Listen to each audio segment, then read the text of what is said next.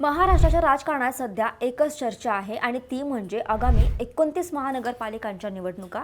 15 जानेवारीला मतदान होणार आहे, पण या खेळाचा खरा थरार मतदानाआधीच सुरू झाला आहे. विशेषतः लातूरमध्ये, जिथे उपमुख्यमंत्री एकनाथ शिंदे यांनी एक अशी राजकीय चाल खेळली आहे जिला पॉलिटिकल मास्टरस्ट्रोक म्हणणं वावगं ठरणार आहे. लातूर, जो कधी काळी काँग्रेसचा अभेद्य गड होता आणि जिथे 2017 मध्ये भाजपने मुसंडी मारली होती, तिथे आता तिसऱ्या शक्तीचा उदय होताना दिसतोय. एकनाथ शिंदे यांनी तब्बल 38 अपक्ष उमेदवारांना आपल्या शिवसेनेत खेचून आणलं आहे. हे केवळ संख्याबळ नाही, तर हा एक मोठा माइंड गेम आहे. आजच्या या व्हिडिओमध्ये आपण लातूरच्या या नव्या राजकीय समीकरणाचे सविस्तर विश्लेषण करणार आहोत. नमस्कार, मी मृदुला आणि तुम्ही पाहताय थोडक्यात. लातूरचे राजकारण नेहमीच चुरशीचे राहिले आहे. दिवंगत विलासराव देशमुख यांच्या काळात लातूर म्हणजे काँग्रेसचा बालेकिल्ला होता. पण 2014 नंतर देशात आणि राज्यात वारे बदलले. 2017 मध्ये भाजपचे नेते संभाजी पाटील निलंगेकर यांच्या नेतृत्वाखाली भाजपने 70 पैकी 63 जागा जिंकत काँग्रेसची सत्ता उलथवून लावली. त्यावेळी शिवसेनेला आपली खातेही उघडता आले नव्हते. पण आज 2026च्या निवडणुकीत चित्र पूर्णपणे पलटले आहे. उपमुख्यमंत्री एकनाथ शिंदे यांनी लातूरमध्ये आपली ताकद वाढवण्यासाठी अत्यंत सूक्ष्म नियोजन केले आहे. त्यांनी केवळ 11 जागांवर अधिकृत उमेदवार दिले होते, जे पाहून अनेकांना वाटले की शिंदे गट स्पर्धेतच नाही. पण त्यांनी 38 अशा अपक्ष उमेदवारांना पक्षात प्रवेश दिला आहे, जे आपापल्या प्रभागात अत्यंत प्रबळ मानले जातात. या खेळीमागचा खरा उद्देश समजून घेणं गरजेचं आहे. लातूरमध्ये भाजप 70च्या 70 जागांवर स्वतंत्रपणे लढत आहे. दुसरीकडे काँग्रेसने वंचित बहुजन आघाडीशी युती करून 65 जागा आपल्याकडे ठेवल्या आहेत. अशा वेळी मतदारांमध्ये मोठे विभाजन होण्याची शक्यता आहे. एकनाथ शिंदे यांनी याच विभाजनाचा फायदा घेण्यासाठी 38 अपक्षांना सोबत घेतला आहे. याच दरम्यान लातूरच्या राजकारणात एका नव्या वादाची भर पडली आहे. भाजपचे प्रदेशाध्यक्ष रवींद्र चव्हाण यांनी लातूरमध्ये दिवंगत विलासराव देशमुख यांच्याबद्दल एक वादग्रस्त वक्तव्य केलं. विलासरावांच्या आठवणी पुसल्या जातील असं ते विधान होतं. या विधानामुळे लातूरमध्ये भाजप विरोधात प्रचंड संतापाचं वातावरण निर्माण झालं आहे.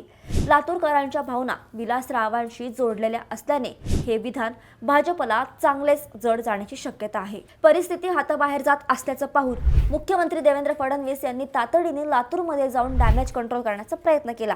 मात्र भाजपबद्दल लोकांमध्ये निर्माण झालेली ही नाराजी सहजासहजी दूर होईल असं दिसत नाही.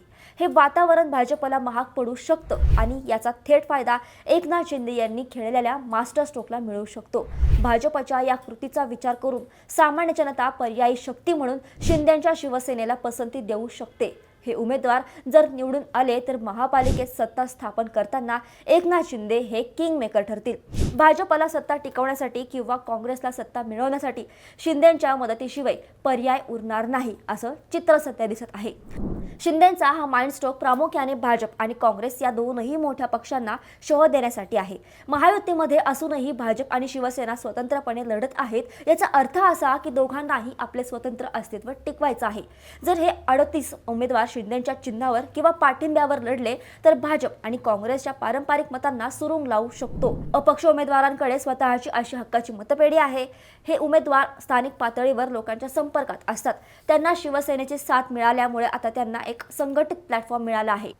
या निवडणुकीत राष्ट्रवादी काँग्रेसचे दोनही गटही ताकदीने उतरले आहेत. अजित पवार गटाने 70 जागांवर लक्ष केंद्रित केलं आहे, तर शरद पवार गट 17 जागांवर लढत आहेत. तसेच MIMचे 9 उमेदवार रिंगणात आहेत. या सर्वांमुळे लातूरची लढत आता मल्टी कॉर्नर झाली आहे. अशा खिचडी निवडणुकीत शिंदेंची ही 38 उमेदवारांची फौज कोणाचे गणित बिघडवणार आणि कोणाचे बनणार हे पाहणं औत्सुकतेचं ठरेल.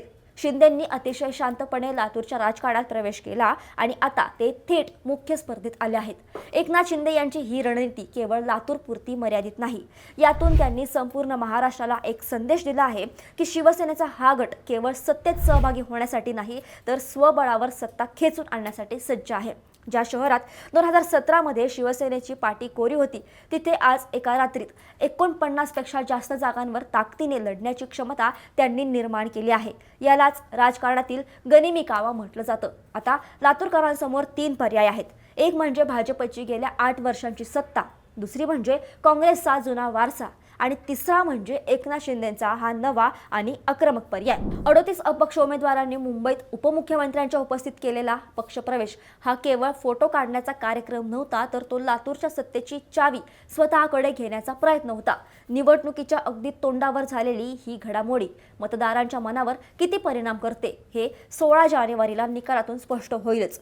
एकनाथ शिंदेंनी ज्या पद्धतीने भाजपच्या आणि काँग्रेसच्या बालेकिल्ल्यात घुसखोरी केली आहे त्यामुळे स्थानिक नेत्यांची चिंता वाढली आहे. संभाजी पाटील निलंगेकर यांच्यासाठी आपली सत्ता टिकवणं हे मोठं आव्हान असेल, तर देशमुख कुटुंबियांसाठी काँग्रेसचा गड परत मिळवणं प्रतिष्ठेचे ठरेल. मात्र या दोनही दिग्गजांच्या लढाईत तिसरा बाजी मारतो की काय अशी भीती राजकीय विश्लेषकांना वाटू लागली आहे. अपक्षांची ही साथ शिंदेंना लातूरचे नवे सत्ताधीश बनवते का हे पाहणं महत्त्वाचं ठरेल. या सर्व घडामोडींवरून एक गोष्ट स्पष्ट होते की एकनाथ शिंदे यांनी राष्ट्रवादी आणि भाजप या दोनही मित्रपक्षांना बाजूला सारून आपली स्वतंत्र ताकद उभी करण्याचा प्रयत्न केला आहे. हा एक प्रकारे फ्रेंडली फाईटचा भाग असला तरी सत्तेच्या केंद्रस्थानी राहण्यासाठी केलेली ही धडपड आहे. लातूरचे हे मॉडेल जर यशस्वी झाले तर येणाऱ्या काळात इतर महानगरपालिकांमध्येही अशाच पद्धतीचे शिंदे मॉडेल आपल्याला पाहायला मिळू शकतात. मित्रांनो, लातूरच्या या हाय प्रोफाईल निवडणुकीत तुम्हाला काय वाटतं? एकनाथ शिंदेंचा हा 38 अपक्षांना सोबत घेण्याचा निर्णय त्यांना सत्तेपर्यंत घेऊन जाईल का, की भाजप पुन्हा एकदा आपला झेंडा फडकवण्यात यशस्वी होईल आणि काँग्रेस या बदललेल्या समीकरणांचा सामना कसा करणार? तुमच्या प्रतिक्रिया कमेंट्समध्ये नक्की सांगा. जर हा व्हिडिओ माहितीपूर्ण वाटला असेल तर लाईक नक्की करा आणि चॅनलला सबस्क्राईब करायला विसरू नका.